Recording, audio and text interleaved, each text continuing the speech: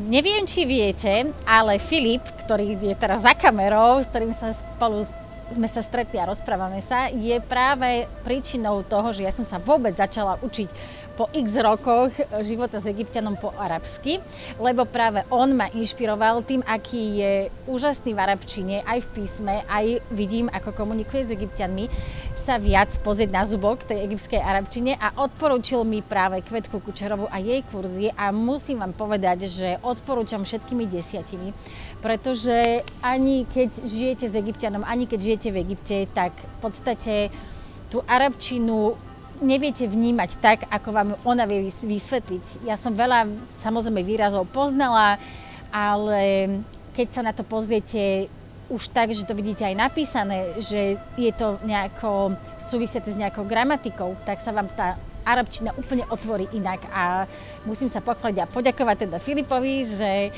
teraz, keď sa rozprávam po tom absolvovaní toho kurzu s niekým, tak ide mi to oveľa lepšie, oveľa viac rozumiem. Pustila som sa teraz aj do písma, no sú to také haky-baky, ale snažím sa s tým niečo robiť, lebo Kvetka má na toto ešte tiež extra kurz, kde je vlastne písmo, to si viete urobiť aj sami doma a prispôsobiť si čas, keď sa chcete učiť, kedy sa chcete učiť a mám naozaj poctivo zošit a učím sa, trénujem.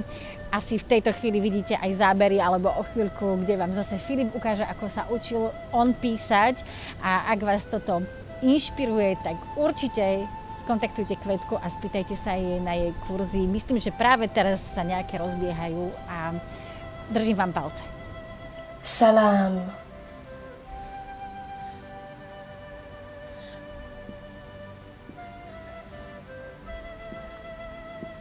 Znamená mír. Znáte určitě z pozdravu Assalamu alaikum. Il akhbar. Tahle ta věta doslova znamená, co jsou novinky. Neboli, co je u tebe nového, anebo touto větou vlastně můžeme nahradit takovou tu běžnou otázku. Jak se máš?